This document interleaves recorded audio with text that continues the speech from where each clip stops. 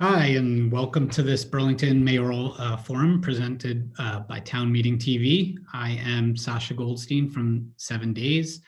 I'll be moderating tonight alongside my colleague Matthew Roy. He and I are both news editors at the paper, and we're thrilled to be with you tonight. We have 6 candidates here tonight. One dropped out, one was sick. And this is a live event. We will be taking calls. So if you'd like to participate, that phone number is 802-862-3966. And I'll read that again as we go throughout the night here. So we have just under 2 hours here, 6 candidates, a lot to get to. I'll give a little rundown of the rules here. Each candidate will be allowed to have a 1-minute opening statement. And then each candidate will have 1.5 minutes to respond to the questions that I ask, as well as questions from the public. We'll also give candidates the opportunity to ask one another a question. And each candidate will also be allowed 2 30-second rebuttals. So if their name is called, I will go to them and see if they want to respond to that. We'll also be going through each candidate will answer in alphabetical order. So we will, and then that person will go to the end of the line. So with opening statements, we want each candidate to tell us why they are running and what experience they bring to the position. So we will start in the alphabetical order with Haik Bedrosian. Thank you very much, Sasha. I'd like to say thank you to Channel 17 and to 7 Days for hosting this event, and to the staff of each of these institutions for their vital work in keeping us all informed and connected. Hi, I'm Haik Bedrosian. I'm 48 years old. I'm a single parent of 2 great teenagers who go to Burlington schools. Hello, Emmy and Tico. Thank you for watching. I was born in Burlington and I've lived here my entire life so far, except for a few months in Philadelphia and about a year in Texas. I'm a graduate of Burlington High School, Community College of Vermont, and the University of Vermont. I've worked in various industries over the years, including as the owner of 2 businesses, Haik's Secret Sandwiches and the hemp guitar strap from Nepal. For the past 1.5 years, I've worked for the Vermont Department of Labor in Burlington, and for about 8 years before that, I was an eligibility worker for economic services, administering programs like 3 Squares Vermont and fuel assistance. I've been involved in politics since I was a kid. My mom took me to my first political rally when I was 11, and that was to see Geraldine Ferraro give a speech at Memorial Auditorium in 1984. When I was 22, I was elected to the Burlington City Council from Ward 3, which covers the Old North End and downtown. I served on the council's license committee, and I was proud to sponsor a resolution recognizing Tibetan National Day that passed with unanimous support. In 2010, I won a seat on the Burlington School Board as a write-in candidate. While on the school board, I was chair of the policy committee, and I worked hard to help negotiate a contract that was fair to both teachers and taxpayers at that time. I've appeared on the ballot for mayor twice before, in 1991 and in 2001. Since 2006, I've been the author of a blog about Burlington politics and other topics at burlingtonpol.com. You can read about my campaign there. That's burlingtonpol.com. In this election, I believe Miro Weinberger will almost certainly be reelected on town meeting day, so I don't expect to win. Most people who run for office don't win, but a positive and honest campaign can inspire creativity, promote ideas, and change the future, whether the candidate gets elected or not. I have some ideas about renewing Burlington's sense of identity and the friendly, positive vibe that we want to be known for. Ideas like connecting Battery Park and the waterfront with beautiful ramps and a stairway to create synergy between the parks, and ideas like wrapping the steel skeleton of the former Moran plant in glass and creating Vermont's largest indoor greenhouse and botanical gardens out of it. In doing little things like returning to the brightly colored police patch that we used to use. So that's a little bit about me and some of my ideas. Thanks to the audience for tuning in. I look forward to the discussion. Thank you. Thanks, Haik. Just a reminder, Haik, thank you. Matthew, my colleague, will be keeping time. He will be holding up the different things you can see there. He's got 30 seconds there. He'll say you're out of time. I should have mentioned that. I apologize. Just so everyone's aware, we do have a lot of candidates and a lot to get to. So I'll try to be better about keeping people to the time, and a reminder that Matthew will be doing that. Next up, thank you. Sir. How long was that speech? Because I mean, in my opinion, everybody should get the same amount. Yeah, he went over a little bit. We're asking just that people try to state it. Okay, I'll do my best. Ali Dieng, Councillor Ali Dieng is next. Thank you. Do I need to pin myself or that works? You're good. All right, perfect. Thank you so much for having us, Channel 17 and 7 days. Thank you for this question. I think it's saying, please tell us why you're running and the experiences that you bring. So as a lone independent elected official in the city of Burlington, representing one of the most conservative ward in the city, as a member of Board of Finance, community builder, social entrepreneur striving for the betterment of vulnerable populations. So as an educator and also a program manager, I'm also an immigrant and a person of color with lived experiences. I will bring all of these experiences with me to lead the great city of Burlington to become the best small city in North America. So as your next mayor, I will be implementing a vision for a fair, just, equitable city that works for everyone. As your next mayor, my administration will eradicate systems of oppression and discrimination against people of color and minority groups. My administration will strive for a meaningful collaboration between with the City Council.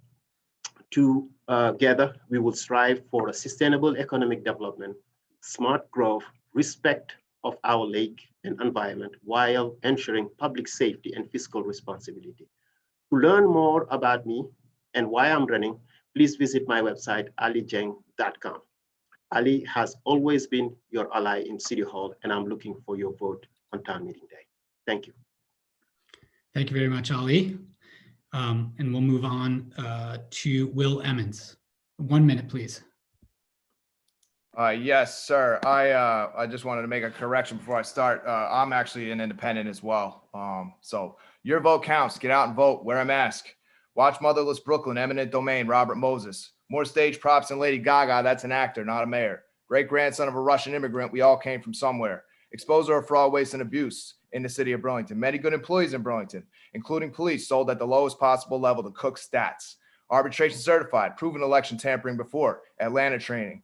Been challenged with many court cases since I testified against the city in a racial profiling case. Paper route Ward 4 and 7 when I was 12, Lakewood Estates, Ethan Allen Parkway. Public speaker, Champlain College full scholarship, single parent awarded. Highly trained, American Postal Workers Union, AFL-CIO, 8 to 10 years, training Chicago, Nueva York, New England, Boston, Vermont. Great-grandfather slain in the Freehold rug mill. Wages, hours, and safe working conditions is very dear to my heart. Empire State Building was constructed in 1 year. City Hall, 2 years, $5 million wasted. Memorial Auditorium, social gatherings dismantled long before coronavirus. Mardi Gras, Art Hop, Golden Gloves, mixed martial arts, concerts, basketball practices, flea markets, plays, and performances. Leadership unwilling to appoint a liaison to businesses wondering how to stay open, so they shut their doors in a pay-to-play city dubbed going out of business. Bring in new business and vendors that will benefit the tax base, local business owners, and bring tourism to a once thriving city from places like Montreal and New York City. That's how Burlington recovers. Hashtag revive Burlington. And I'm at Emmons for mayor. And there was a fake Instagram account started in my name, Will Emmons for mayor. That is not my Instagram or Twitter account. It's at Emmons for mayor. Thank you. Rest. Thanks, Will. Youth basketball, baseball coach. I'm sorry. I forgot that. And volunteer with underprivileged kids at Chill Snowboarding. Very, very spirited. Thank you very much. Next up, we'll go to Kevin McCarthy. Kevin McGrath. Oh, I'm sorry, Kevin McGrath. Yeah, hi, Sasha. Okay, my name's Kevin McGrath, and I'm a longtime resident of Burlington, and I'll give you the rundown of why I'm running. The purpose of my candidacy is to establish governmental systems of equal protection, respect, and merit, and ensure that these systems work for all residents and citizens of Burlington. My goal as mayor is to create continuous improvement systems of merit, direct democracy, critical thinking that actually solve problems, and to create an era of social justice that works for the entire community, and work to create livable neighborhoods and work to end unaffordability policies in the city. One of my main proposals that I'd like to propose for social and criminal justice is a legislative ban on the use of out-of-state prisons and for-profit prisons for inmates in Vermont. Also, I'd like to see the demilitarization, de-escalation of tensions between law enforcement and residents they've served, and change the nature of police forces to safety forces to ensure the rights of all residents. And last, have a grandfathered residency requirement so that law enforcement lives in the community that they serve. I also would like to propose local government reforms for the city of Burlington to a full-time mayor, 7-member council government, reform planning, economic and community development, address issues of corrupted governmental processes, less ad hoc, direct democracy, and less adjunct government. Work for social justice by supporting the rights and dignity of those who rely on earned income from the negative effects of excessive wealth concentration. And I'd also like to see a number of education reforms, like maybe the establishment of Vermont State University. Thanks, Kevin. Okay, thank you. Thanks. And sorry about that. This is Kevin McGrath. I apologize.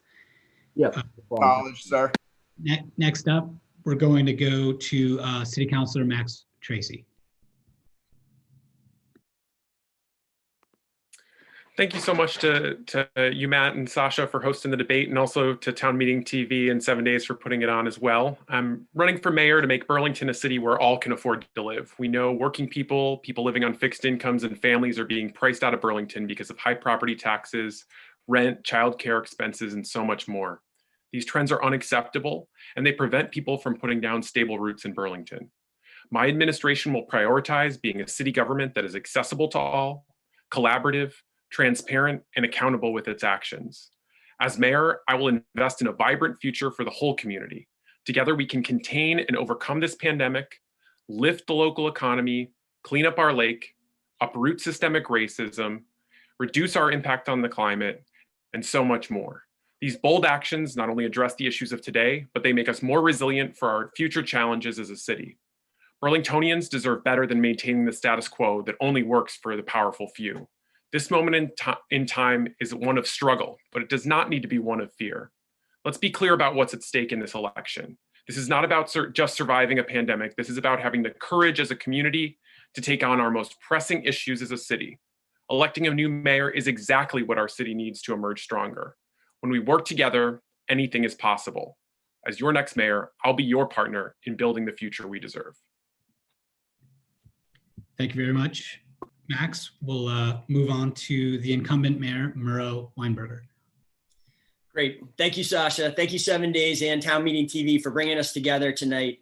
I look forward to the day when we can have events like this in person again.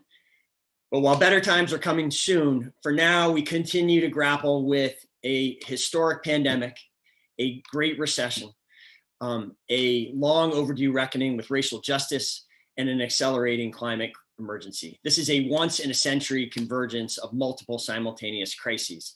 This is a moment that demands proven leadership. Moments like this are no time for a mayor without management experience to be learning on the job. The last year has shown us how high the stakes are right now.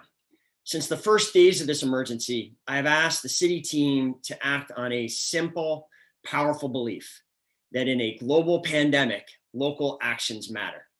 In response, we remade city government and we launched dozens of initiatives. And that, combined with the incredible vigilance of this community, has made Burlington, Vermont one of the safest cities in the country throughout this pandemic. If you give me the opportunity to continue to serve this great city, that is the kind of relentless commitment that I'll bring to continuing to fight the virus, to leading the way out of this economic recession, leading the recovery, and to all of our major crises. Thank you for the chance to be with you tonight. I look forward to discussing these issues more over the course of the evening. Great, thank you so much. And with that, we'll just dive right into the questions. A lot of these are reader submitted. We did solicit those. So the first one is Sasha, can I just ask a quick question? How about the questions on the document that you send out? Are those going to be? Those are the topics of what we're going to talk about. Yeah. So. Okay. Thank you. So the first one, obviously, the first one I'm going to dive into here is an issue that's been pretty important in our city and nationally the last year, especially, or it's come to the forefront. And to start off, we'll go to Ali. The question is, what are your thoughts about the city's response thus far to racial equity issues in Burlington? What's missing? What could be strengthened? What would you propose to do to improve the situation for all Burlingtonians? Thank you again, Sasha. Yes, and I think, to date, the city of Burlington has not been doing so well over the past 9 years. And I think as the city council, I have already started the plan by securing the creation of the Racial Equity, Inclusion, and Belonging Committee office, currently being chaired by Taisha Green. The creation of the Racial Equity Inclusion Committee that I currently chair right now. And as the next mayor, I will oversee the implementation of the strategic planning currently being developed by Taisha Green and team alongside the Boston Consulting Group. In addition to those accomplishments, the biggest gain toward racial justice will be made when core city appointed positions reflect the racial diversity that exists in this great city. And an ongoing coordinated training for the city staff and our partners to understand that racial equity is actually a gift and it is also the future. I think Burlingtonians have now the chance to elect someone who has never been in office in terms of race and racial diversity. Thank you. Thank you very much, Ali. We will go next to Will. Yes, and certainly is not a shot against you, Ali. Inclusion office, that was brought here in about 2014, if I'm not mistaken. Now, the chief of racial profiling came in about 2015. I witnessed a racial profiling assault in 2017. Reached out to Senator Sanders, reached out to the ACLU, I got plenty of managerial experience, by the way, reached out to the ACLU, reached out to the NAACP, and nothing against those organizations. When I didn't get any results, I went and got a lawyer for the gentleman myself. I'm not going to say his name, but he was being assaulted and called the N-word. And when he fought back, he was charged with a felony and 3 years in jail. So during court, they dragged it out for a year. I testified against the city of Burlington. I wanted to say how I feel about race in this city because question. I know the mayor's socially engineered comments stating that Burlington has not thrived since the 1960s. That was when people were fighting for civil rights and getting beat with nightsticks. And the place where I'm from around is Asbury Park. It wasn't really happening in Vermont, so people might not be aware of that, but they are because of history. Batman, Leahy, Dark Knight Rises, the democracy puzzle. I will be going through the police department with a couple of police and citizens that I know and addressing all racial profiling incidents, as well as priority number one. That is priority number one. Equal and equitable enforcement of the rules is imperative to a thriving city. Can't have it without it. Thanks a lot, Will. Let's go next to Kevin McGrath. Hi. As far as social justice, the most important thing for me personally right now is pursuing a legislative ban on out-of-state prisons and for-profit prisons using inmates from Vermont. And that accompanied with the general demilitarization of law enforcement is like a top priority. We need to de-escalate the tensions between law enforcement and the residents. We need to have people accountable. We need to have, like I say, change the nature of law enforcement to public safety. And like I say, I think it's important that law enforcement live in the communities or have some type of feel for the communities that they live in. And as far as what's going on in Burlington, it hasn't been adequate. And we really need, for step number one, is basically to bring the prisoners home from Mississippi and ban that practice. And that'll be a good start. And then we can start on the other issues in the state and in the city. Thanks. Thanks a lot, Kevin. We'll go on next to Max Tracy. Great. Thanks for asking such an important question. I'm committed to uprooting systemic racism across our city by making sure that institutions are held accountable for their actions. Our police department, for example, must be held accountable through real independent community oversight to the disproportionate use of force leveraged against our Black and brown neighbors. Department data shows that Black people represented 28% of use of force cases during the first 10 months of 2020, despite comprising just 6% of the city's population. This is the highest rate recorded since Mayor Weinberger has been in office. In response, we must continue to transform public safety by transitioning armed officer positions into social support roles that better address community needs like trauma-informed mental health support, substance use disorder treatment to address the dire opiate crisis that we face, and outreach to individuals experiencing houselessness, among others. Our city's racial justice efforts must go beyond public safety, though, to include cultural and economic empowerment in line with Operation Phoenix Rise, forwarded by the Racial Justice Alliance. We must ensure that business, land, and home ownership become more accessible and affordable options for BIPOC community members. 97.7% of Burlington's Black and brown neighbors are renters, with just 2.3% owning their home compared to 38% of white residents. In addition to more broad-based policies like rent stabilization, we should, for example, create targeted revolving loan funds to support BIPOC and business and home ownership across the board. Thank you very much. Let's go next to Miro Weinberger. Great. Thank you, Sasha. Thanks for this question. Reckoning with our country and our community's long, shameful history of racial injustice is going to be a dominant issue of the next 3 years, and it's really going to be a dominant issue for many years beyond that. This is an issue that I am deeply personally committed to making progress on. Let me talk about just 3 big areas. There's many things to discuss, but let me just focus on 3. One is really a hot, urgent issue right now. As we continue to fight the virus and attempt to build our way out of this economic recession, every day we need to make sure we are looking at the work we're doing through the lens of racial justice and make sure that we are having a racially just public health response and racially just economic recovery. I launched a plan to do just that last June. We've tried to stay true to that every day. We're doing it right now as we try to distribute the vaccine and more. Secondly, last summer, with over 30 organizations from really leading organizations here in Chittenden County, I declared racism a public health emergency here in Burlington. And over the next 3 years, we need to forge progress addressing those racial disparities, ending that emergency. And we had a milestone with that work just this week when our new public health equity manager was hired. In the years ahead, if I get to continue to lead this work, I intend to bring the same urgency, focus on data, focus on rapid deployment of resources that we brought to the opioid epidemic to this issue. Finally, we have a real opportunity to lead the country with our task force on reparations. Let me just say one last thing. This is when I say this is an issue that's deeply personal to me, I say that because I'm the daughter.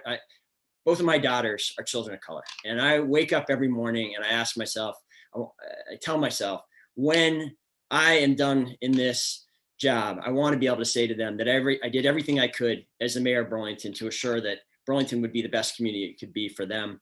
That's the kind of commitment I bring to this work. Thank you very much for that. And Haik, we'll go on to you. Thanks very much. I think as mayor, probably one of the most important things you can do is hire racially diverse staff, and that includes police, importantly. The more diverse the police force, the better. And I think the city should continue to utilize and strengthen its relationships with organizations like the Africans Living in Vermont, the Joint Urban Ministry Project, Boys and Girls Club, and then to lead by example by calling out microaggressions or implicit bias where you see it, and by continuing to institute training for city workers about those things. Great, thank you very much. Before we go on to a second question, Matthew, is there anyone calling in? Do we want to bring someone off the phones or? Sasha, we do have a caller who had a question about housing. And if our Oh, producers, Sir, before you read that off, can I just ask a quick question? And I don't mean to transpose the order of business and Robert's Rules of Order and all that, but is it possible that we could go through the questions on the essay first, or is we're going, we're going to go through the Robert's Rules of Orders don't really apply here. We're gonna go to a caller on the phone who has a question about housing. Fair enough, because there was a housing question. That's all I asked.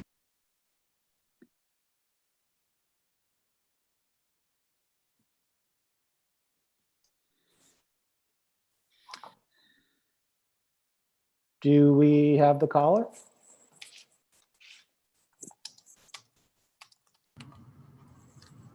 The question is, what will each candidate do to address rising rent and housing costs in the city? Okay, so that was about rising rents and housing costs in the city. We started last question with Ali, so we'll start with this one with Will. And I don't want to be redundant because I know that was one of the similar questions on the essay, which I'll answer later. Just speaking off the top of my head. Bring in new business, encourage new business, show businesses how to stay open. That's going to encourage tenants and ownership units, more building of ownership units, which will also benefit contractors that are currently building rental units, primarily in the city of Burlington, which as far as people that are currently in Burlington, residents which have first priority, even if they're from out of state, their residents and the current residents that are longtime residents would want priority to housing and the availability of housing. And if it's dependent on the not welfare, but the salary of the person, then that would be processed in a certain type of way. I would always love to see Burlington residents get priority consideration, but I also would like to see more ownership units, and that's definitely what I'm going to do when I get elected. And in any case, also rental units, the prices, rent control in New York City is a nice thing when they set a limitation on a place. When, for instance, I'll use the state of New Jersey, very high to live, but also in Vermont, it's like super high to live as well. But you're not getting a lot of the close by amenities. So I would definitely like to change that by bringing in local vendors. Relaxing the tax codes a little bit with the help of the community and what they think, and then bringing in like vendorships and businesses, because Burlington, if you look around, it's been going out of business for at least, it was thriving in 2011, not 1960, but as far as like communityness, open businesses provide communityness, and that brings in bigger businesses, which also bring more community. So now the next thing you know, within a year, you have a nice growth pattern. Okay, thanks, Will. Just to address what Will was asking about, we did send the candidates ahead of time some questions that were sort of meant more as topics that we might ask throughout the event tonight. And we are taking questions from callers as they come in. So the questions as phrased might not be as you've seen them written ahead of time. So just that's that. Let's move on now to Kevin. Hi. It's interesting he talks about Burlington in 2011. Well, in between 95 and 2000, Burlington was a much more dynamic, better city than it is now. 20 years later, it's on the verge of being a failed city. And bad housing policy has played a large role in that. We need to have a new attitude towards housing in the city. We need more owner-occupied structures. We need different ways of doing things. We need to get our planning processes and our community economic development processes. They need to come in line with the citizens and residents of Burlington. They have a lot of challenges here in the near future. And one of the biggest one is Airbnb. It threatens to strip mine the whole city. And that's what I mean about protecting residents against excessive wealth concentration, where people from other states are renting out our city, to make money. And then we have poor quality housing and all those issues that go with it. So I'm definitely looking for some type of economic justice and a different approach to the way they do things now. And the issue is very complex. They've been talking about it for a long time. And I'm out of time, so thanks. Thanks, Kevin. Let's go on next to Max Tracy. Sure. So I think in a pretty fundamental way that capitalism is the root cause of the housing crisis in Burlington and across the United States. Homes have been transformed into commodities, and profit is seen as being much more important than social need. I think the poor are being forced to pay more for worse housing, while everyone else competes for a limited supply of safe, decent, and affordable housing. Stagnant wages in our community, combined with steadily increasing rents, have caused over 60% of renters to pay far more than the 30% of rental income for rent, which is the level that's considered to be kind of reasonable for what you should be spending on that housing cost. And so I'll focus on the 3 Ps of a progressive housing agenda to produce new housing with a specific emphasis on homes that serve low and moderate income families, preserving existing housing stock of affordable housing, and protecting those who are marginalized and vulnerable through expanding tenant protections. I think the current mayor has focused on a more market-driven, supply-only strategy. And as rents rise, wages have not. We need to implement rent stabilization policies that brings rents in alignment with people's real incomes. As mayor, I will lead this effort through a charter change granting the city this authority, and then would facilitate a public engagement process that would culminate in the passage of new rent stabilization ordinances.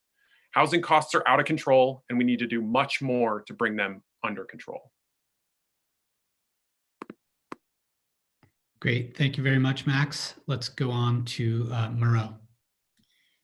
Thanks, Sasha. I appreciate the question from the caller. This is one of the most important and defining issues in this race, and a lot of what you just heard from Councilor Tracy is just flatly inaccurate. I want to be really clear about this. Housing has been a major priority of mine for the last 9 years. We have made great progress, and the policies that Councilor Tracy just talked about, the one to the degree they differ from the policies I pursued, and many of them are my policies, but to the degree they differ, they would take us backwards, not forward. Housing is an issue really my whole professional career has been focused to. From the time my first job out of college wasn't even a job. I was a volunteer for Habitat for Humanity in Americus, Georgia. And from that time forward, I've really believed that housing, it should be a human right. But if we're serious about that, if it's going to be more than just a slogan, we have to build a lot more homes. That is the core of this issue. The core of this issue is not capitalism. The core of the issue is we don't have enough homes. And my policy has been to have an and strategy to build as many more homes as possible. I have been as committed to the working with the nonprofits and using all the governmental sources we can to build as much and preserve as much permanently affordable housing as possible. I hold my record on that up against Mayor Sanders, Mayor Clavel.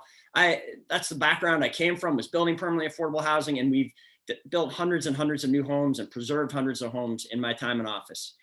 That's not enough, though, if we're serious about actually making housing a human right.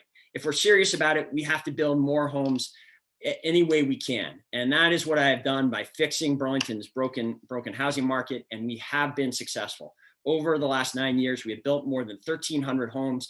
Rents are not rising out of control now. They were when I came into office. They're not now. We have doubled the vacancy rate and rents have stabilized. Now's not the time to go backward to the failed policies of the past. Let's keep going the direction we're going. Thank you. Thank you. Max, I don't know if you wanted to use a rebuttal. I'll give you an option if you want. Like I said, everyone has 30 seconds. I know he mentioned you. If you'd like to, you can. Sure. Yeah. I mean, I think the people have continued to express to me that they continue to spend an exorbitant amount of their incomes on housing costs in the city, having to make very real choices between food and healthcare and paying their rent every month. And so, while we've brought additional units onto line, that has not done nearly enough to make material changes to people's well-being in this city, such that rents have stabilized, let alone reduced, in a way that's been able to improve people's quality of life or expanded their access to safe and affordable housing. Thanks a lot.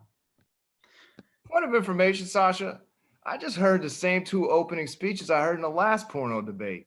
And then I heard the same back and forth rebuttal conversation. I'm just pointing that out to everybody listening. Well, thank you very much. We appreciate that.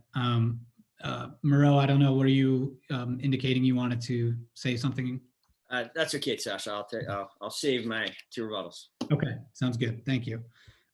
Let's go on next to Haik. Thank you very much. Housing and rental is a vexing problem, and I'm not sure that the answer is simply to build more and more housing, because I don't think this necessarily follows the classic economics of supply and demand. We can build more and more housing, but more and more people are just going to come. We're never going to meet the demand because the demand is infinite.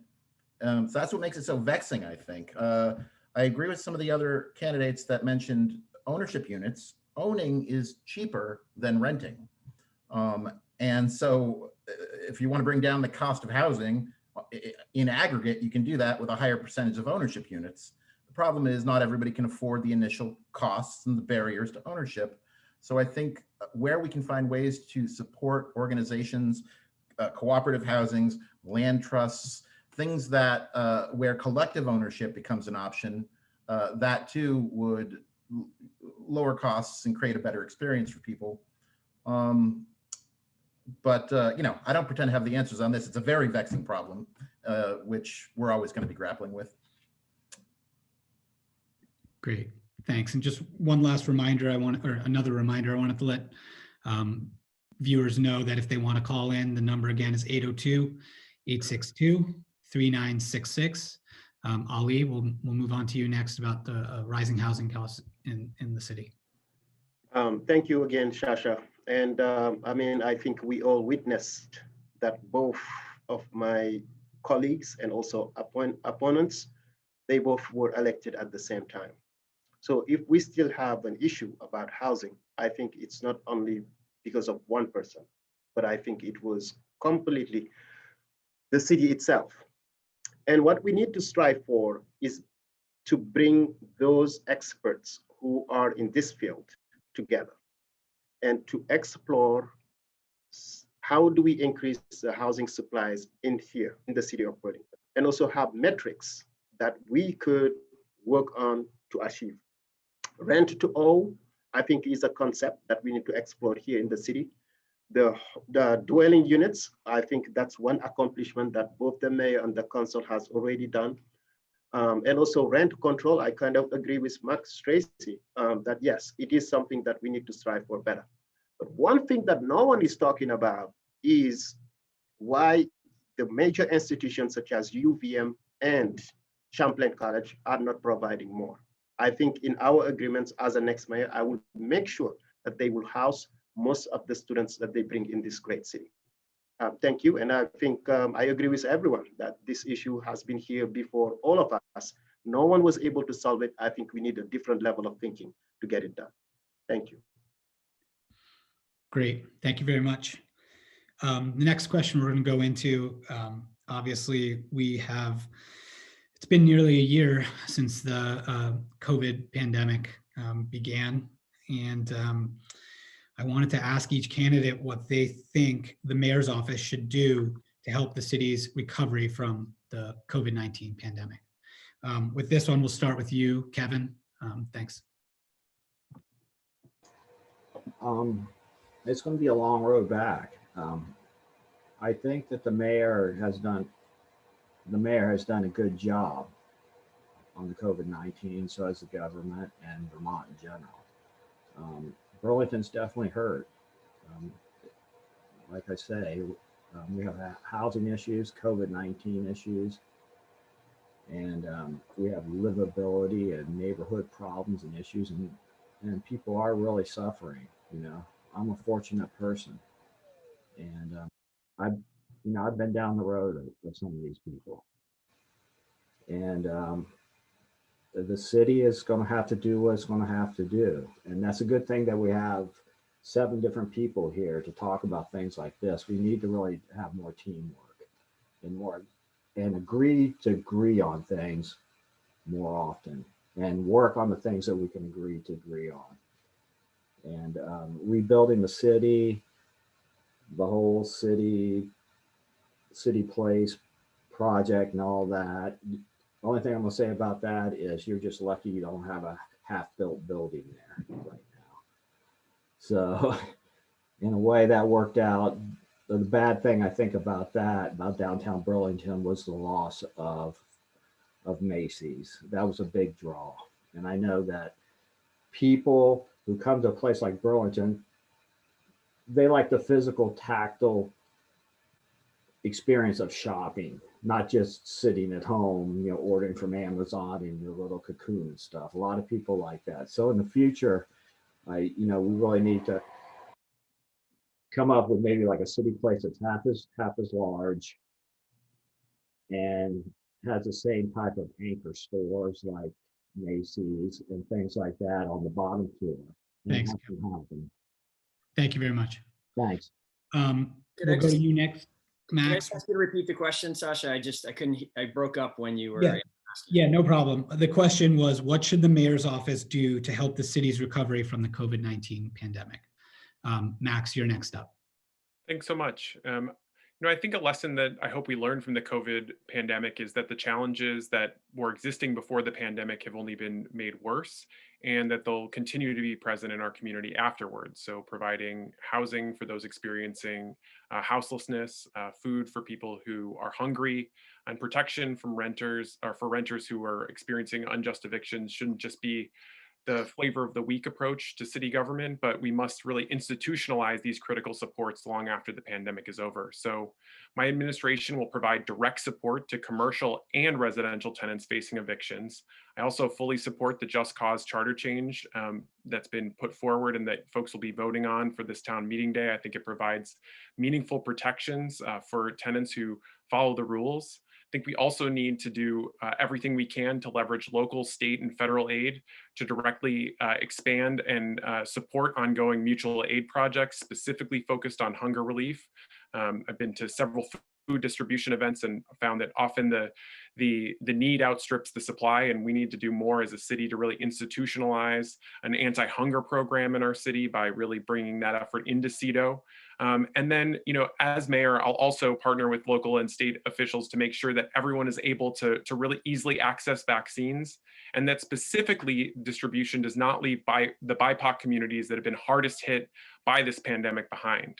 So this is the approach that I really want to make sure that we prioritize when moving forward and ensuring that, again, we're not leaving people behind in this moment or as we're coming out of the pandemic and going forward. We have a tremendous opportunity to recraft and rebuild our city in a more just image, and I hope to do that as your next mayor. Thanks, Max. Let's go to you next, Miro. Great, thanks, Sasha. Again, critical issue.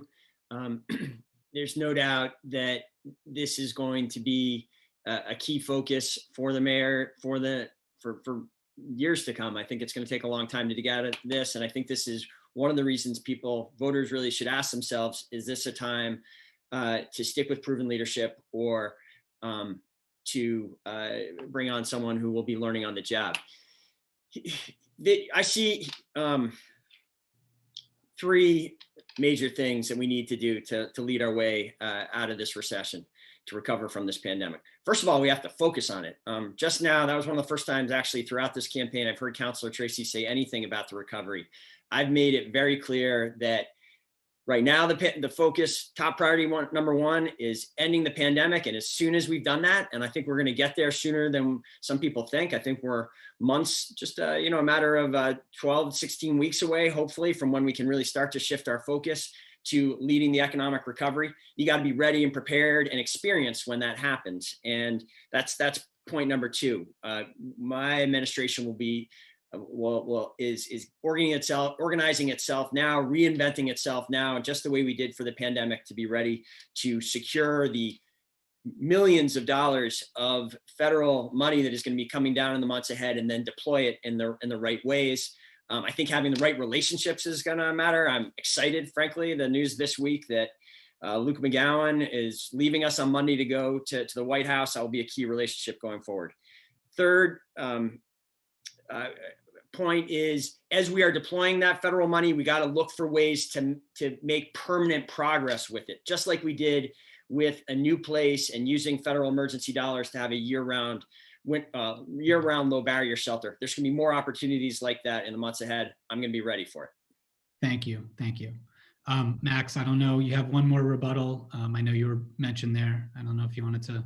Yeah, absolutely. I mean, that's just simply not true. I mean, if you go to, if you listen to, go to our social media channels and just look, we've been consistently trying to put out good information about vaccine access, about testing access, with the help of some of the great mutual aid organizations like Iceberg Consulting that's been doing really strong work and putting out strong graphics, making sure that we're getting good information out to the public and using this campaign as an opportunity to focus on a variety of issues, but also specifically to share good pandemic related information with people who are also following what's happening with this mayoral election. So it's just simply not true. And I would appreciate if we can just really stick to the facts here. Great. Thank you very much. Let's go to you next, Haik. Very much. On this issue, I think Miro has done a fantastic job, and I want to thank him as a Burlingtonian. It's been very comforting knowing that he's been on it in the way that he has been. So it's hard to conceive of doing it better, from setting up the response center to just letting people know where testing can happen and organizing all of that, and now the vaccine stage. It's been a comfort, and I think this is one of the reasons it's very hard for me to conceive of him losing this election. I don't see it happening. But I would just continue with those efforts. And I would say one more thing too, in that this pandemic has damaged us psychologically, all of us. And great public arts, great public works of art like a kinetic sculpture or an indoor greenhouse could help heal our psychology going forward, as well as inspire and create a tone for the city. So that's my answer on that. Okay, thanks, Haik. Let's go next to Ali. Thank you. Yes, I think it would be important before talking about this to thank Governor Scott and also his team for those quality updates, and also Tim Ash. I think he also has done an incredible job keeping people informed. And I think, what is missing, what the mayor could have done better and did not do, even though we asked him over and over and over to look at this issue outside of Burlington City only, and to try to bring Chittenden County or the surrounding communities together. Because I think the great presentations that he's been doing, it would have been better if it was a little bit coordinated with Winooski, South Burlington, because this virus does not discriminate against borders. It's everywhere. So I will create, as the next mayor, a position of public health emergency, which never existed in the city of Burlington, who will provide leadership and expertise to my team to ensure that we are able to beat COVID-19, the opiate crisis as well, and other public health emergencies in the future. This crisis did not discriminate against people of color, race, but we need science to continue to do the right and necessary work. During the pandemic, maybe many people do not know, but vulnerable communities who did not have access to many of these informations. But I was there in the community building and making sure they get tested, making sure that we eradicate misinformations and so on and so forth. So I will continue to just do what I've been doing as the next mayor of the city of Burlington. Thank you. Thank you. Thanks a lot, Ali. Will, let's go to you next on this one. Okay, so in all due respect, Ali, I just wanted to make one point of information that I've read about. I don't have it in front of me because I'm not doing research at the moment, but you said COVID doesn't discriminate. I think there's some information out there that said there is actually quite a bit of disparity out there. My administration will immediately be appointing a liaison to assist community members in need. I know all of the homeless. I grew up with the less fortunate in Burlington. I've experienced volunteering with at-risk youth and coaching youth sports. We all make sure We will make sure the city's safe and sanitary and that businesses have guidance to stay open safely and continue to generate revenue. Many of my business friends are struggling. Other ones actually have figured out how to operate with the pandemic. Although Burlington was going out of business way before the pandemic, I won't let that slide. While serving the citizens to prevent things such as food deprivation and lack of exercise, I've been doing some research. I've just interviewed 2 amputees this week. And people are voicing that code inspections is saying we can't get out and do our jobs. We're remanding people their homes in ways I haven't seen since documentaries about World War II. And I'm going to the out of town hotels, and I'm interviewing an amputee in a wheelchair who's having a very hard time in a hotel where my mother just lost her 2nd job under this mayor. And he's telling me that he is voicing concerns and he's not even allowed to have his caregiver stay with him. Now, he also told me he had his leg amputated. I'm not sure. I don't want to quote anybody here or use names, but my understanding it was because of black mold. Now, if code inspections isn't getting out to do their job and people are getting their leg amputated because the Department of Code Inspections, which has been heavily complained about, is not doing their job, that falls on leadership. And leadership, as I'm a leader, I will step up and take care of that managerial experience, that decision-making process for you, ladies and gentlemen of the city of Burlington, who I grew up with most of in the low-income housing. I'm actually currently owner of a low-income unit. And I wanted to say something about managerial size and experience. AFL-CIO, that's 330,000 members, American Postal Workers Union. If I make 2 phone calls, I got the American Postal Workers Union on the phone to have a convention at one of these nice hotels. And sir, before you cut me off, the hotels that these homeless are being shipped to in Burlington are being shipped to South Burlington. Okay, thank you. Thank you. Ali, I know you were mentioning they can't accommodate handicap. That's the 2nd wheelchair amputee I interviewed yesterday. You'll see that soon. Don't worry about it. The president has seen it. So I'm not surprised that there's a Miro Weinberger person down in DC now. Okay. That was yesterday. Thank you. Ali, I know you were mentioned in the beginning of that. I don't know if you want to say anything or. No, I'll let it go. Okay. All right. Thank you. Thank you. Could I actually say something, Sasha? Yeah. Great. I just want to, our code enforcement office was just criticized there, and this isn't the first time there's been a lot of public criticism of the code enforcement office lately, and it's just totally unjustified and unfair to the public, very committed public employees who are working in code enforcement.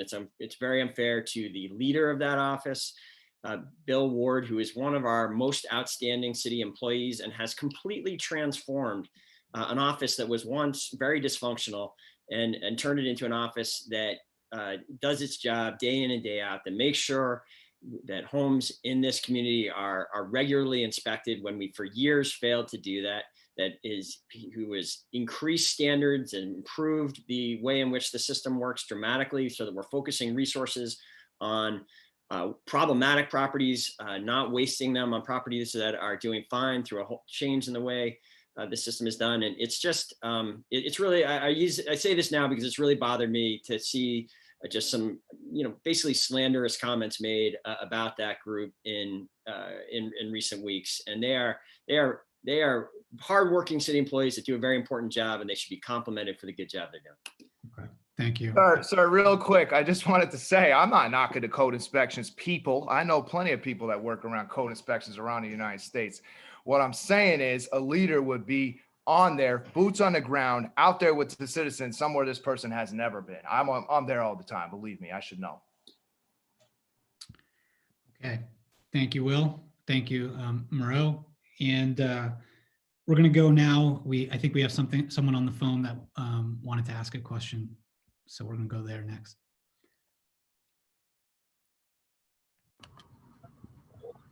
Okay.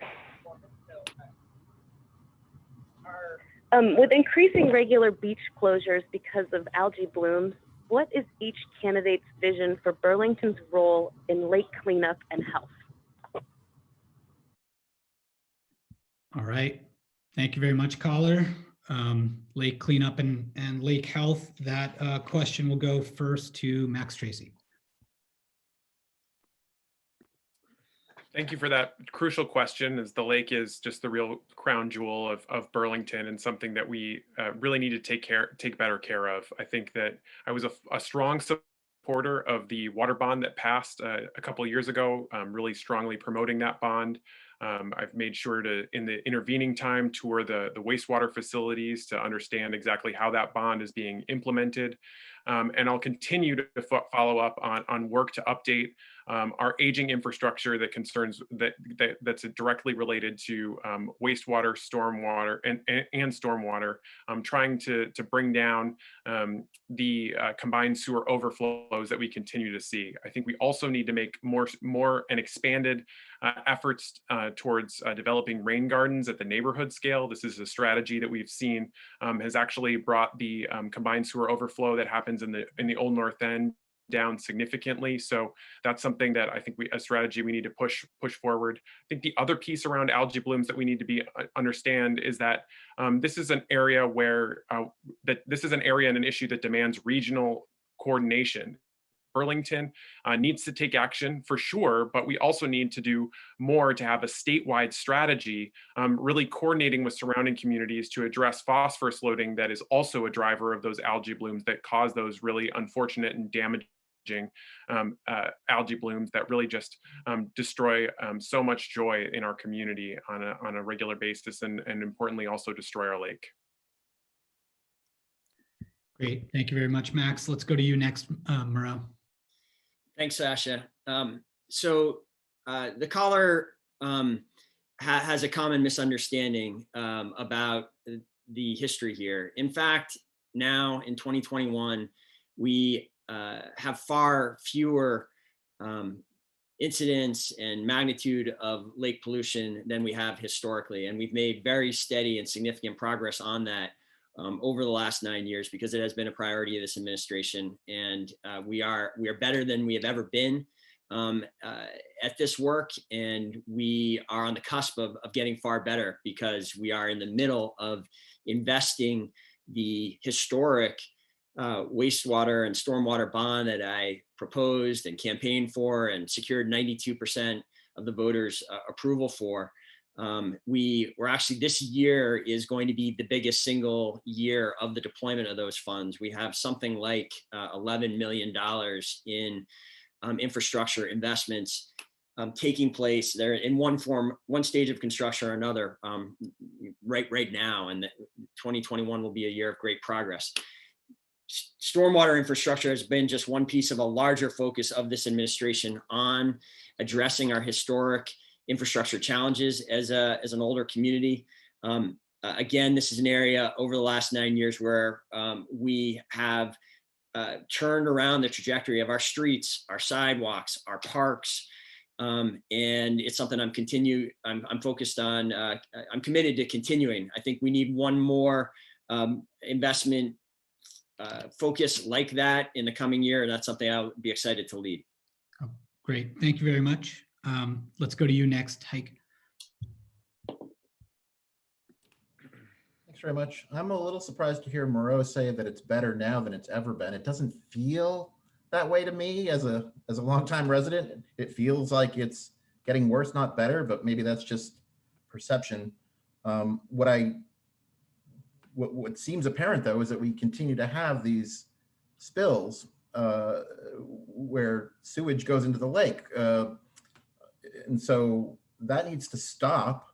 I know I might even consider something like a moratorium on new housing until we can go an entire year without spilling into the lake. I know that's politically untenable and not a very practical idea, but in theory, if we cared enough about it, we might stop adding until we can take care of this problem. But it's great that we passed the water bond. I support that. More and more robust efforts. We just have a capacity problem. We have to make sure we have the capacity to handle our mess. So I would do everything responsible in that regard to make sure that we continue to maintain and we upgrade and we look for alternative ways to deal with waste. I think there's alternative ways out there that we can explore. It's a tough problem. Great, thank you very much. And again, we're on the topic of lake health. We'll go next to Ali. Thank you. And thank you for the caller for asking this incredible and wonderful question. And I think our lake is one of our greatest assets, actually. And it attracts a lot of activities in the city of Burlington. And we need to do all we can in our power to make sure that it's a healthy and great lake. And how do we also preserve it for the future generations? It would be important for each voter in the city of Burlington to do research about what are these candidates talking about. Go to their website, and I believe I am the only one in this rate who is talking about the restructuring core governmental service department to tackle infrastructure upgrades. Under my administration and during my 100 day in office, I will start a feasibility study to consider combining both the electric department and also the public works water division to become one utility department. The feasibility study will include a cost-saving mechanism under the merge, a joint utility billing system, and a plan to upgrade underground system, including wastewater, stormwater, and water lines, as well as to put electric utilities underground in major arteries in our city, such as North Avenue, Pine Street, Colchester Avenue, and more. What we need is a wise and innovative solution approach, focused, that will make sure that my administration will have a guided work in order to get the things done. A wise and innovative solution focused approach will be at the core of my administration and guided our work together. Thank you. Thanks, Ali. Will, we'll go to you next on the issue of lake health and keeping the lake healthy. Okay. So I've heard a couple things. I mean, first of all, rest in peace to Ruth Bader Ginsburg. She was a crown jewel referred to in her biography of Time magazine, which was not the whole biography, but to refer to the lake as a crown jewel is a slap in the face. I call it Flint, Michigan. Listen, you want to call it a glitch, 2 million gallons, 3 million gallons, 100 million gallons being dumped. And listen, I could show you how to clean up a lakefront managerial perspective wise. You take a dredger, you clean up the sand, you bring in some new sand so there's no rocks and sticks going in these little kids' feet. Needles, we're talking about anti-drug up here. Well, let's keep the needles out of kids' feet, because when you don't clean the sand with a raker, and you don't bring business in where there's like drinks being served at the beach, and you don't have security down there properly because it's not existent, the whole process, when you can't swim in the lake. I was in Old Orchard Beach one day, beautiful, just south of Portland, which is 4 times the size of Burlington. I get back to Burlington with my son, and it's been some time, buddy, but I'll tell you what, when I walked into, I would never let my kids swim in that lake, but I walked down there myself. And I waded into the lake after getting from Old Orchard Beach, beautiful water, smells good, just south of Portland, 4 times the size of Burlington, that manages their water properly. And I smelled sewage all over my leg. And I look over, I see little kids flopping in it. Now that's not management. And that's all I got to say about it. And it's intentional too, as well. Not a mistake. Flint, Michigan. Okay. Thanks, Will. Anyone? I don't know. That was kind of a broad. I don't know if anyone wanted to say anything to that, but or I can keep moving on to Kevin. Yeah, I'm a person who has experience in stormwater, sewage, and municipal sewage, and Burlington has dropped the ball a long time ago. The repairs they're making now, they should have made 20 years ago. And it's definitely, much like the housing system in Burlington, Vermont, it's substandard and is easily overwhelmed, is antiquated, and they do need new solutions. It should be one of the top priorities. And the main thing is, I think the main point is that this is work that should have been done 20 years ago. And now they're just starting to talk about it. And, I'll kind of disagree with Miro on some of these issues. I'm sorry, Burlington is not a better place.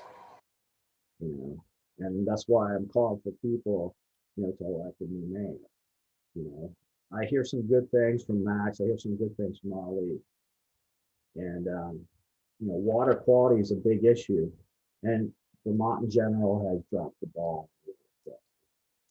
So hopefully with the new Biden administration and the funding, we can address these issues. Thanks. Great. Thanks, Kevin. So that's everyone on that question. We're going to go now. We asked, we mentioned ahead of time to each candidate that we'll be giving them the opportunity to question another candidate. So for question 5, the first person to get to do that is Miro. You can ask another candidate a question you'd like A answered. real quick point of information. Are we not going through all the questions on the questionnaire? Depending on time. Yeah. So this is our next step. We're going to go, everyone's going to ask a question. So you have a little time to think of who you want to question. Miro, we'll go to you for a question to another candidate. Great. Thanks, Sasha. My question is for Councilor Dieng.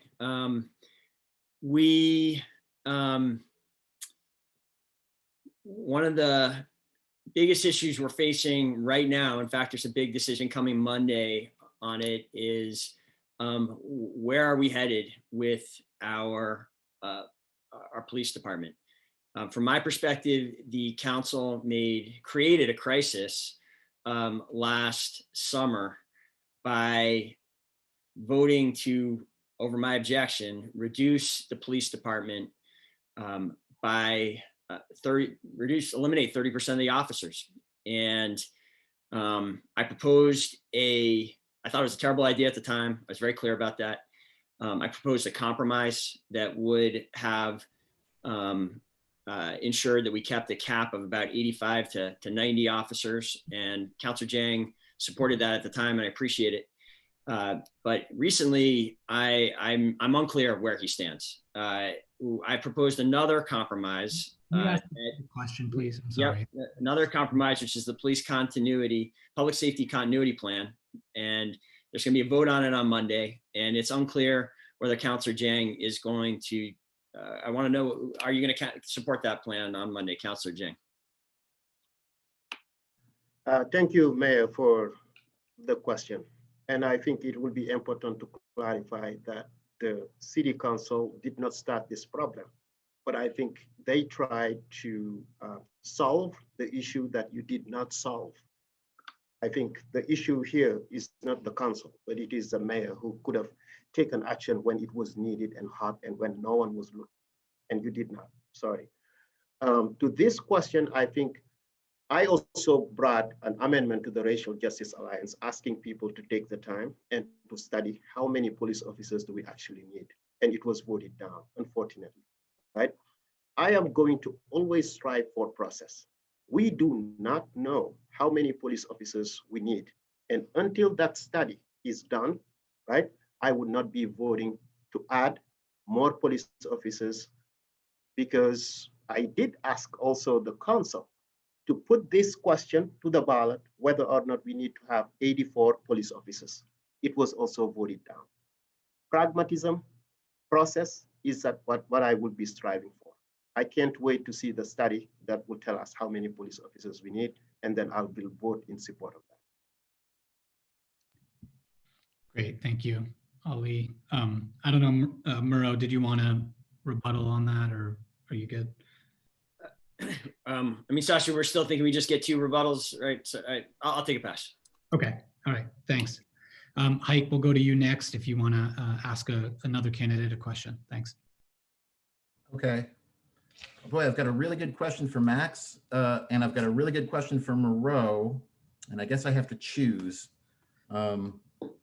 So it would be more fun for me to ask the Max question, but I think it's more important to ask the Miro question.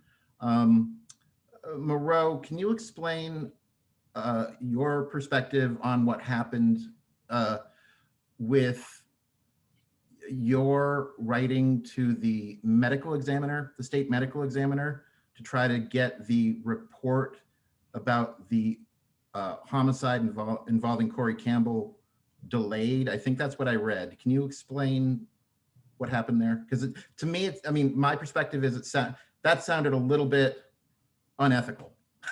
but maybe it was reported wrong and maybe I'm misunderstanding it. So can you explain that?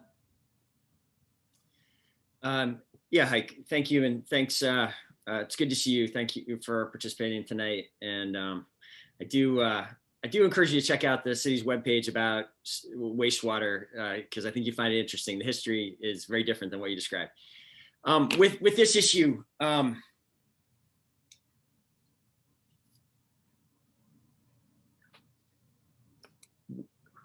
what Chief Del Pozo and I did in that moment was to follow the chain of command. We had a real concern about the report that was about to be issued from a heads up we had been given by the medical examiner. We thought he got his report wrong then, and I still think he got the report wrong. Forgive me, but you're not a doctor? No. So, I mean, is it your place to say that you got it wrong? Well, it's not only me that thought he got it wrong. We've talked to many medical examiners, and listen, just because someone is an expert doesn't mean they should be beyond reproach. It should be beyond questioning. I think that's very dangerous thinking. Nothing else in our system works that way. But do you know how that appears? And as a layperson, can I finish the question? So, as a layperson, I challenge anyone to read that report even today and understand how the medical examiner can, on the one hand, say that he doesn't know what the cause of death was, and on the other hand, say that it was a homicide. Those two things just don't make any sense to lay people. They don't make any sense to experts in this field. And we were asking through the chain of command for clarification on that. And I think that was the right way to do it. So clarification, but not a delay in the release of the report? We wanted the report to be right. And we were asking the supervisors of that individual to try to get it right. And I think that was the right way to handle it. The city attorney has said it was the right way to handle it. And I stand by that. Okay, I disagree. I think that answer is disappointing, but thank you very much. Can I actually follow up there, Miro? I wondered, that happened before the video of that altercation came out. And I wondered if your perception of how the incident went down, I wonder if that changed your feelings on that at all once you saw the video. No, Sasha, I had seen the video by that point. I think what happened, listen, what happened with Mr. Kilburn and Mr. Kilburn's death was a tragedy. And my heart went out to the Kilburn family then, and it goes out to them to today. And we, at the same time, I think a further, what was at stake then is whether a police officer was going to be called out as contributing to as it being a kill, having killed him. And it is there's a very high standard that is supposed to be met before such a charge is leveled at someone. And I don't believe that charge was met. And I think when you watch the video and you understand the history, that after the interaction, Mr. Kilburn was treated at the hospital for overnight. He was released after the hospital had confirmed that the injuries he suffered in that incident were stabilized, and that no evidence to the contrary has come out since. I think we got it right at the time. Okay. Thank you very much. And we'll go next to Ali. You can ask another candidate a question.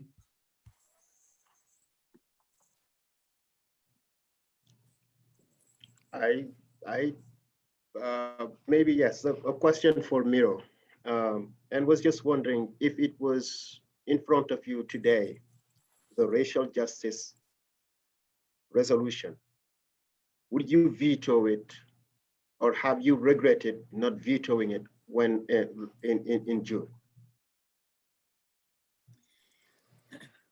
So Ali, the racial justice resolution was a very long resolution coming at a key moment in our community. evolution. Sasha, may I rewrite my question then? I'm going to answer your question, Councilor Dieng. I mean, I think it's a yes or a no. I don't like you going all the way to Winooski and coming back. This. Councilor Dieng, no, I made the right decision at the time, I believe, not vetoing it. That was a resolution that included many issues in it that were important steps forward for this community. And it passed with a veto-proof majority, making it somewhat an academic issue whether or not I would consider that. And that's why I crafted the one thing that gave me major concerns. I crafted a compromise that would have avoided this crisis. And I think that was the key vote. It was the vote in the budget about whether or not we would keep a floor of 85 to 90 officers. And that over my objections was stripped out of the budget on a 7-5 vote, essentially a party line vote. We have a second opportunity now for the council to fix the crisis that the council created and ensure that Burlington will continue to be able to respond to all the calls that we get from Burlingtonians, basically do the public safety work that Burlingtonians expect, provide 24-hour public safety services. Because of the council action last summer, that is now, we're on a trajectory where we're not going to be able to continue that.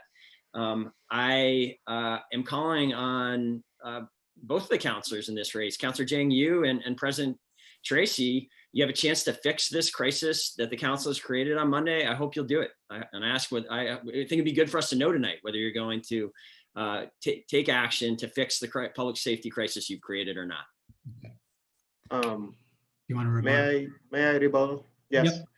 I mean, I think it is important to not share elements that are not very factual and also very true.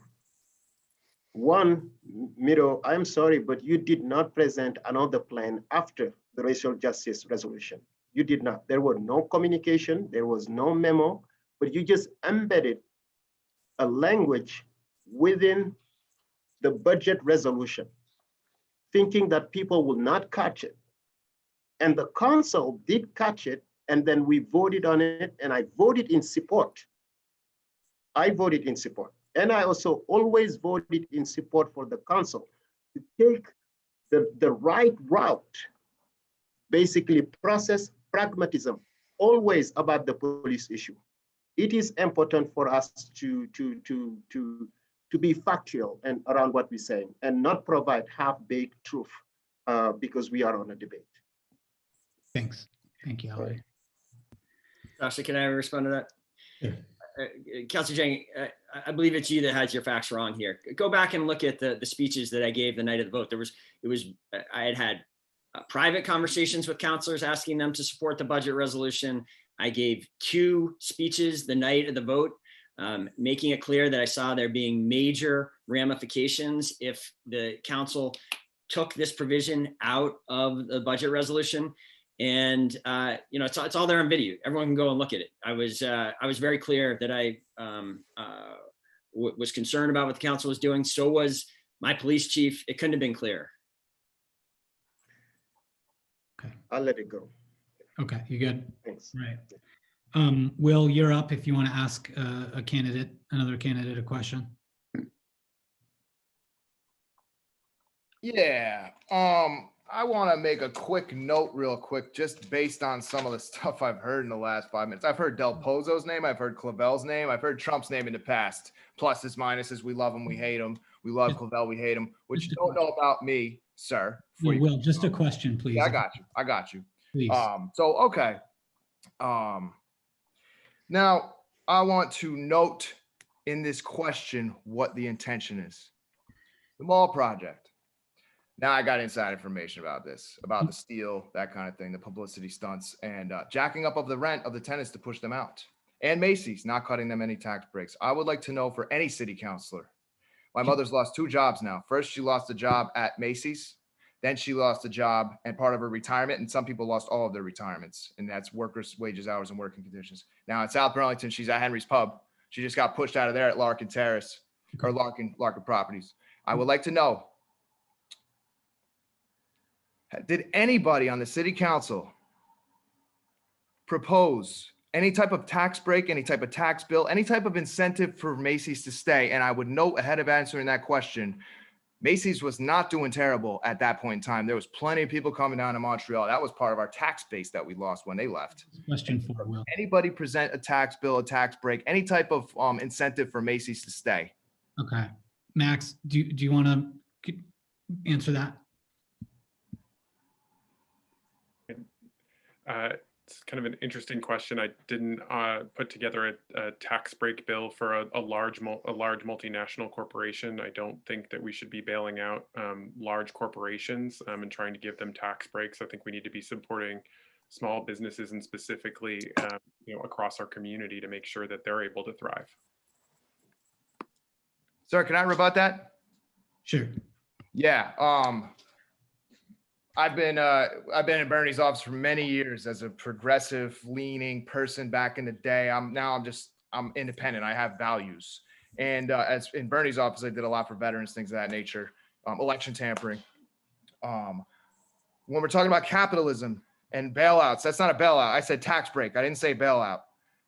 When you cut off their artery, you put their customers outside in the snow while you're blowing up City Place, making money off the copper. You're putting their customers outside on a makeshift pothole-ridden sidewalk, and now they got to exit in 0-degree weather while it's snowing outside, and that pothole-ridden sidewalk was not plowed properly. I've been around here a long time.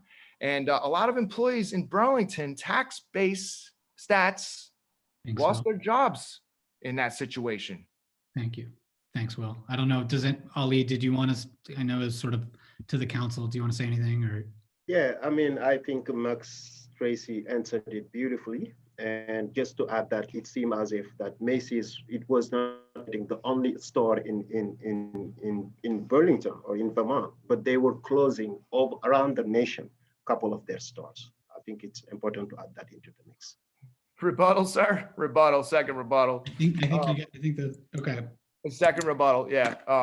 Okay. So I used to deliver papers in Lakewood Estates. I also used to flip burgers at Wendy's in Lakewood, New Jersey. Now, Lakewood's an interesting place. The mayor owns the entire city council, police department. It's all corrupt.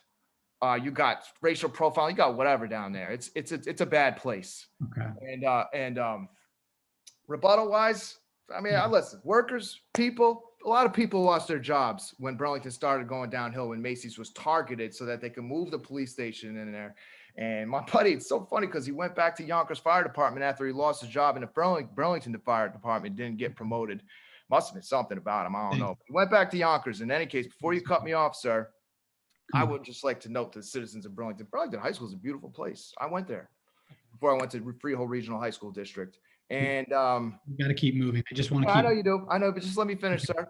I just find it interesting. Are we throwing more rentals up in Burlington High School? That's a beautiful building. Why are we moving it over to Macy's? Was that pre-planned? Okay. All right. How do citizens feel about that? Thanks. Kevin, let's go to you next. You can ask someone else, another candidate, a question. Sure. My question is for Councilor Tracy. Would you be willing to support a legislative ban by the state of Vermont on the use of out-of-state prisons and for-profit prisons for housing inmates from Vermont? I'm sorry, I couldn't hear the end of the question. Could you please repeat it?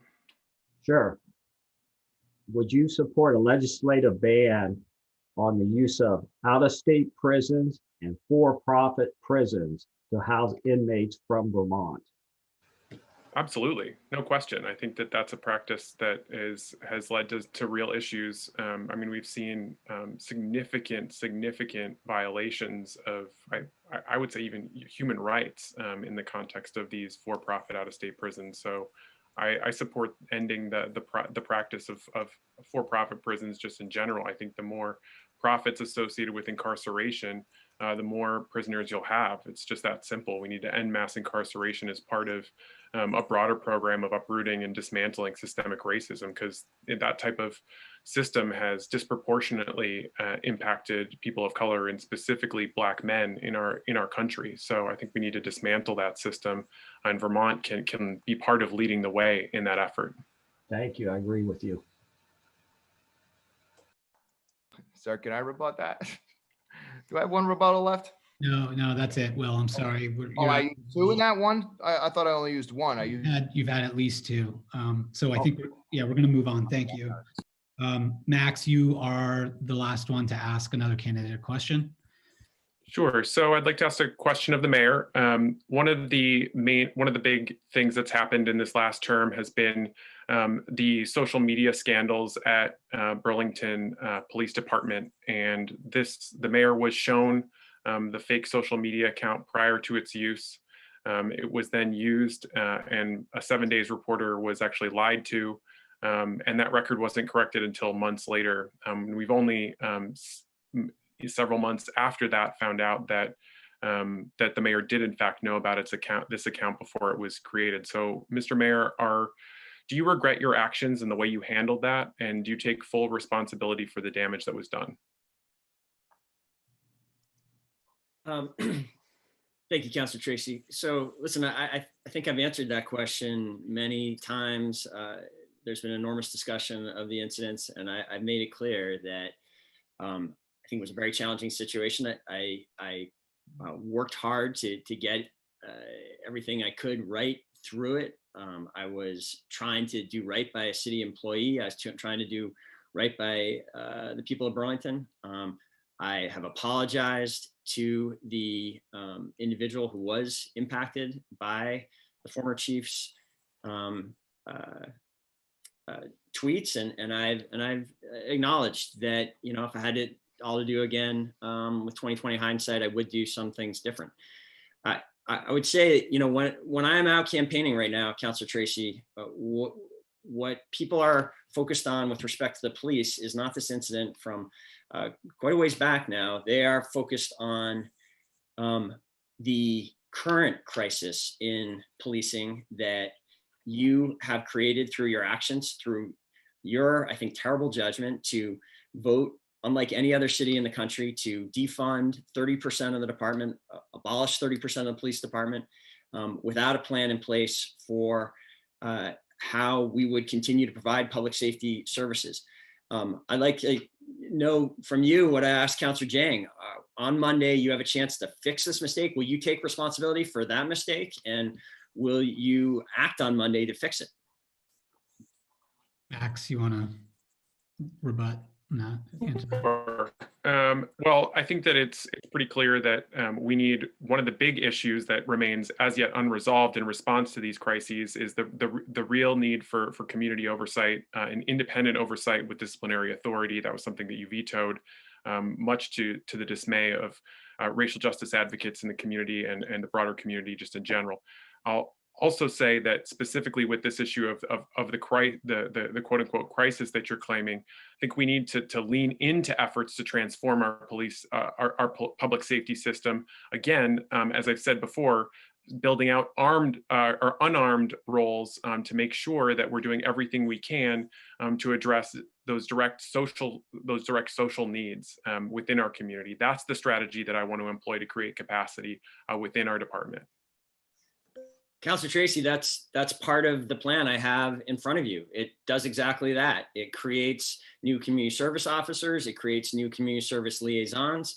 And you know, again, I didn't hear an answer in that. Are you going to acknowledge that you made a mistake last summer and take steps to fix it? And the reason I had to veto the oversight board is because it would have made this crisis even worse. And it had to be vetoed because we are getting close to the point where we are not going to be able to ensure the people of Burlington, we can keep them safe. Are you ready to act to fix the crisis you created or not?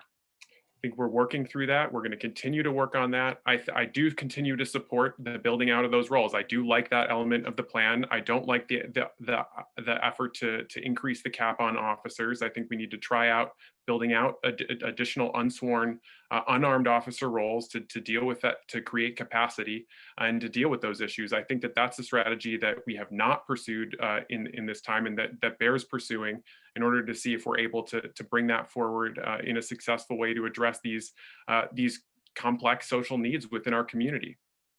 Councilor Tracy, mayors need to act. Mayors need to be decisive. Mayors need to do things. This proposal has been in front of you since December. We presented it to you in detail in December, and you still can't tell us an answer as to whether you're going to support it on Monday night. That's unbelievable.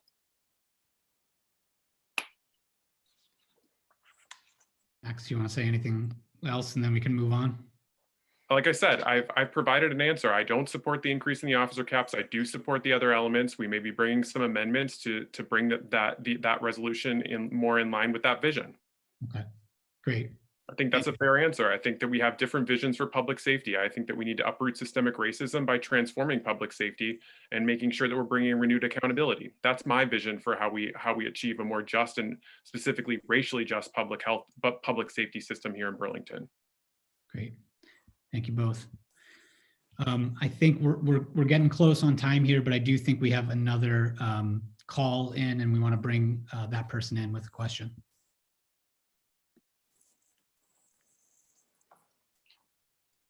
You're on the air. Oh, yeah, hi. So Burlington residents, they're increasingly frustrated about the pit downtown, aka the City Hall Place project, and how it's being handled, how the contract's been mismanaged, and a general lack of communication that's been poor around the construction to residents. In the mayoral position, what would you do to have done, or what would you have done to differently manage the project? And how would you proceed to resolve the issue? And then Miro, how would you have done anything differently if you could turn back time and redo it? Thanks. Okay, so we have a city place question. Let's go first. We're back to the top here. Haik, let's start with you. Thanks very much. I did not support the City Place project as it was proposed. I thought it was simply too big for the city and didn't fit in with the character of the city. I was very concerned that if those buildings were built, I would never get a table at Henry's again. So, part of me is relieved.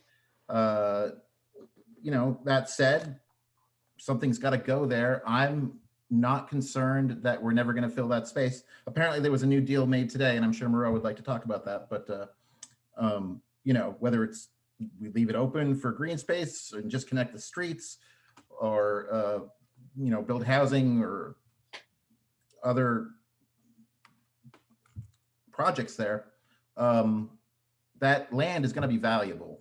Somebody is going to want it. So I don't think we need to rush. I didn't think that the selling points for the original project were correct because they seemed to be like, we got to do this deal or we'll never get a chance like this again. And I just didn't agree with that. That land is valuable, it's prime, and we can be a little bit pickier in our negotiations, but we'll see what happens there. Thanks, Haik. Ali, let's go to you next.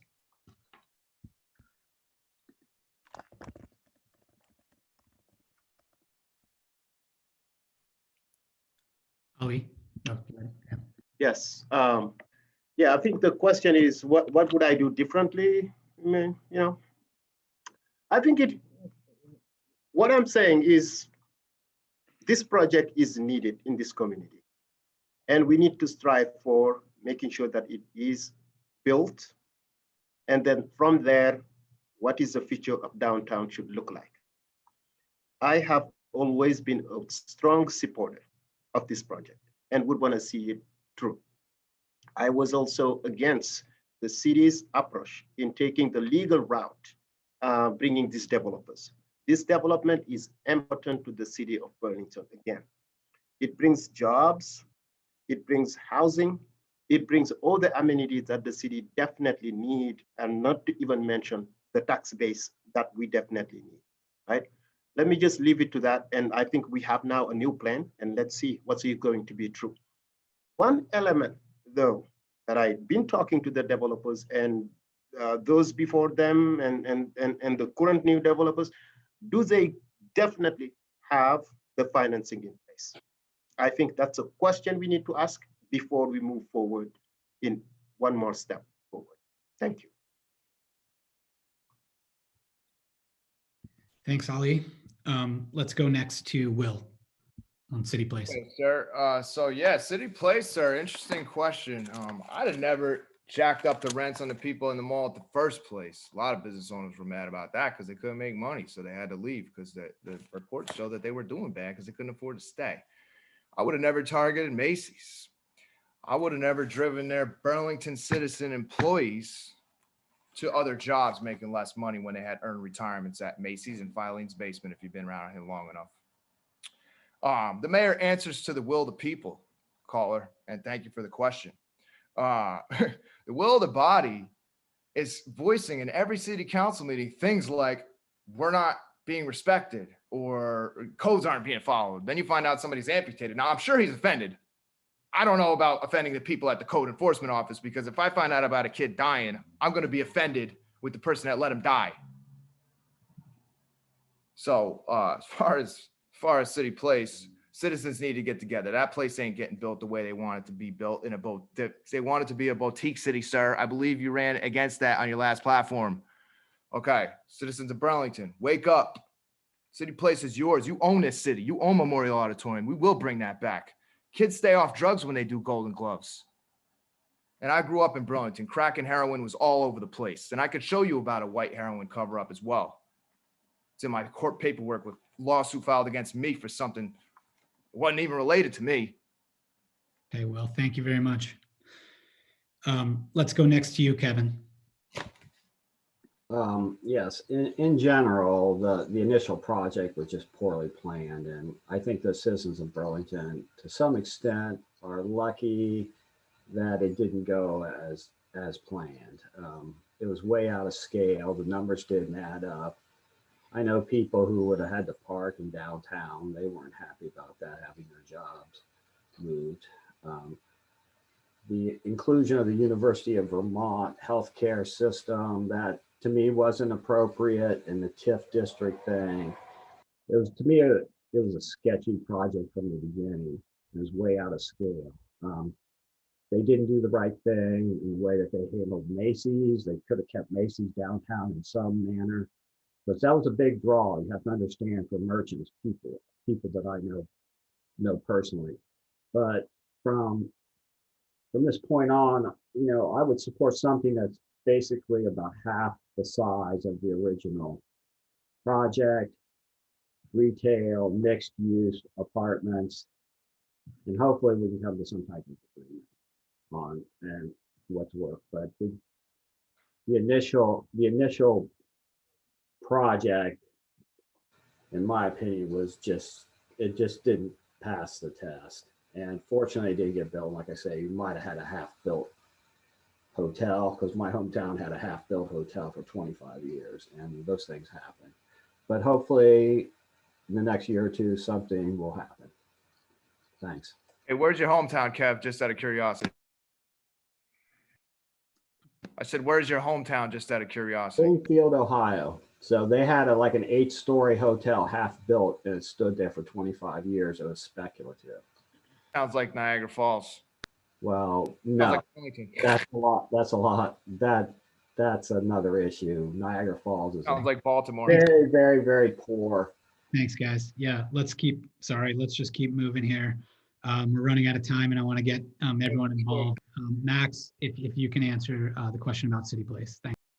Yeah, absolutely. I was one of the only counselors to consistently oppose the initial project, because I felt that it was out of scale with Burlington and that it didn't provide enough benefits to a broad spectrum of the community, meaning that people across the economic and social spectrum would be able to actually participate and enjoy the development. I was afraid that it was going to be something that was out of scale and out of reach for first too many Burlingtonians, so I opposed it. And I was right about that. That the design, the initial design as proposed, obviously is a failure. We need to call it that. And I think that at this point that we should have taken legal action much sooner than we did. I think there is some reason to believe that there's some positives coming out of the potential agreement. Making sure that we have accountability around the streets piece. I think it's unfortunate that we're not going to be able to do all the streets that were initially promised. And I think that there's still real work to do to make sure that this is a union built project that has apprenticeships and specifically opportunities for people of color to participate in those apprenticeships. I think we also need to do more work to make sure that this project has more affordable housing. Proposed adding as little as 5% more additional affordable housing to the project, and that was something that was shot down by the council. I think we can do better.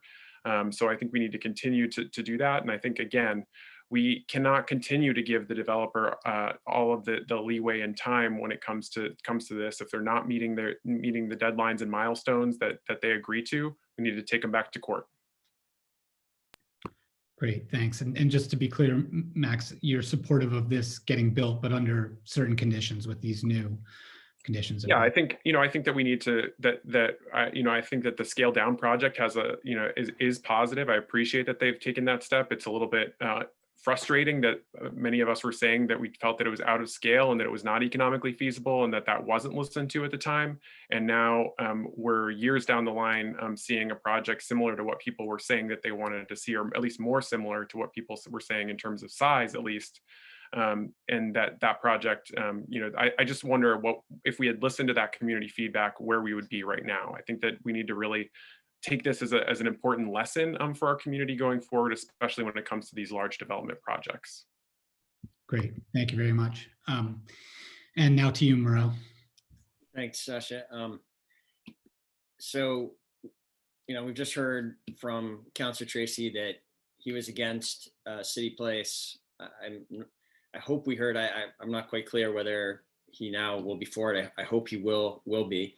I won't be surprised if he's opposed to it, however, because he's against a lot of things. He is against funding basic capital improvements at the airport. He was against rebuilding City Hall Park.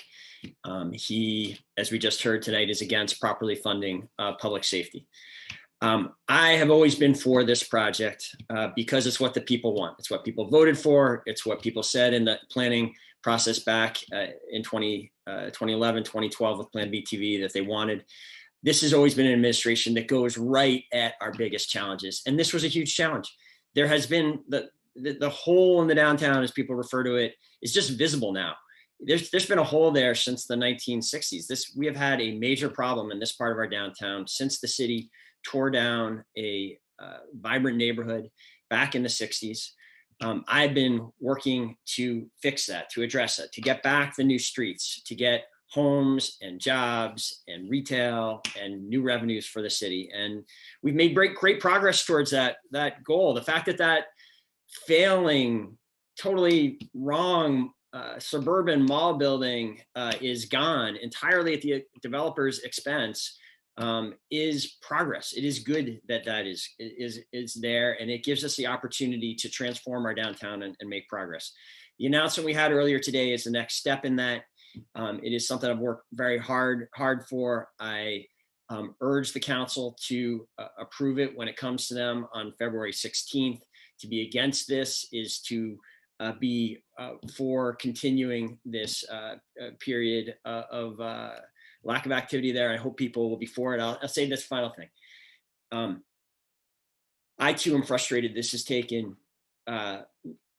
longer than we hoped back in 2017.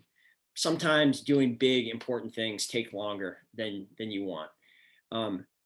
What I pledge to voters, if they give me the chance to continue to lead this great city and lead this project, is that we will bring the same type of persistence, focus, and experience on building things that we have brought to so many other major projects over the last 9 years. We're going to bring the same set of skills and experiences that we brought to finishing City Hall Park, the Northern Waterfront, the bike path, and building over 1,300 homes. We're going to get this done if you give me the chance. Thank you. Max, I don't know. I mean, I know you were sort of mentioned there. I don't know. Yeah, absolutely. Well, I just think that when this current mayor has been taking us in the wrong direction, I've been there to call it up, to call it out and offer a different path. I'm for holding large out-of-state developers accountable to the promises that they made, and want to make sure that, and I'm for development that is inclusive of all Burlingtonians. I'm for addressing the climate impacts that address that our airport has in respect to a broader effort to really take serious climate action. I'm for addressing systemic racism by transforming our public safety system and not trying to tap out of those efforts, but leaning into those efforts. Great. Thank you very much. Guys, this has been a really good conversation. I'd love to keep it going, but we're running out of time here. So I want to give everyone just about 30 seconds to sort of give really brief, if you want to plug a website or whatever, let's just try to keep it brief so we can wrap it up. Town Meeting TV has been a really great host, and I don't want to go beyond their time. So let's start with those. Ali, I think you're first up on the closing statements. 30 seconds, please. Thank you. I mean, I think the voters of Burlington, just today with this debate, they know exactly what is going on between these parties, politics, and their leaders. This is just unacceptable. Burlingtonians are tired and people are ready for a change. And I believe that Burlington deserves a leader who's not entrenched in partisan politics and who's in touch with the people and who will be working very hard what the people need. A leader who's willing to do the hard and necessary work to bring our city forward. Burlingtonians want a government that can be trusted to do the right things no matter what. I am seeking your vote. alidieng.com is my website. Please check me out and give me your vote on town meeting day and vote early. Thank you. Great. Thank you, Ali. Will, let's go to you next. 30 seconds, please. Citizens of Burlington, I mean, my preliminary investigation on the city of Burlington is complete. They brought racial profiling in on purpose. Read Guided by Race, or ethical guide to profiling crap toilet paper. COINTELPRO patrolling of Muslim families on my basketball team. When I wrote about that to my senator, suddenly my family was being looked at. My mom's lost 2 jobs over this guy. I got 7 lawsuits. I litigate myself. The judge doesn't even try to question my mental health anymore. Not even a question. Impossible. When it comes to porno hacking, I just noticed the last week that one of the people knew who did it faster than a federal agent. Think about that, ladies and gentlemen. Another candidate said we should go back to the 60s when we were thriving in 2011. Those are engineered comments based on race, ethically. Thanks, And another one was concerned with stats. And I got a plan for Burlington, sir. Before you cut me off, it's going to bring back business. It's going to bring back the beach. It's going to bring back the citizens. And the citizens will own the city, unlike what it is right now. Rent it out to the lowest, the highest bidder at the lowest possible rate. Every citizen is being sold out. Thanks, Will. Thank you very much. Kevin, let's go to you next, please. 30 seconds. Thanks. Okay. One of the most important things that I'd like to propose at the end here is to get people to support some type of charter, governmental charter change that changes the endemic and systemic problems that the community faces. And what I would like to see proposed is a mayor council form with 7 full-time council members, which 1 council member would be council president and 6 would be district council members, and work to create different systems of merit so that we can solve these problems as teams and internally without all this divisive debate that we seem to have anymore in our country. And that's my last pitch there. Great. Thank you. Josh, a quick point of information. I also just wanted to say that I would want to note that Ali and me are both independents, and I'm being told I'm not going to be featured in articles. But I also wanted to say the only person who knew my email address and started an Instagram account in that name was City Hall. Thank you. We'll watch out for that. Bernie had that email address. But I think before he knew about it, City Hall had it and started an Instagram page. Max, let's go to you next, please. Thanks. 30 seconds. Well, thanks again for hosting this debate. I think it's pretty clear that we deserve better than the status quo. And as mayor, I'll end the trend of so many people being priced out of Burlington. I'll also work to transform public safety to create a system that works for all of us and build economic resilience that will help us to weather this storm and those to come. I'm asking for your vote for mayor because the change we need to uplift all can't wait. More of the same is not getting us where we need to be, and in fact is leaving many behind. I have nearly a decade of tested leadership as city councilor and now as council president, and I've got that experience to inform a bold vision as well as action in this time of crisis. I hope you'll consider me and look at my website, Max for Mayor BTV, for more information about my vision for our city. Thank you so much, and I hope you'll vote for me on or before town meeting day. Great. Thank you, Max. Let's go to you next, Miro. 30 seconds, please. Thanks, Sasha. This election is upon us. We're going to be sending out 20,000 approximately ballots next week. Look for yours in the mail, and I hope everyone will vote. I think it's pretty clear, and has been for a while, what the job of the city government is going to be for the next 3 years. It's going to be focused on ending this pandemic, leading the recovery, making sure we don't miss this opportunity to make progress on racial injustice and addressing the climate emergency. I am ready and focused on those challenges. I ask for your support, and I commit to you the same kind of relentless commitment to addressing those challenges going forward as I have brought to you over the last 9 years. Go to MiroForMayor.com if you want to get involved. Thanks. Thank you very much, Miro. Last but not least, Haik, we'll go to you.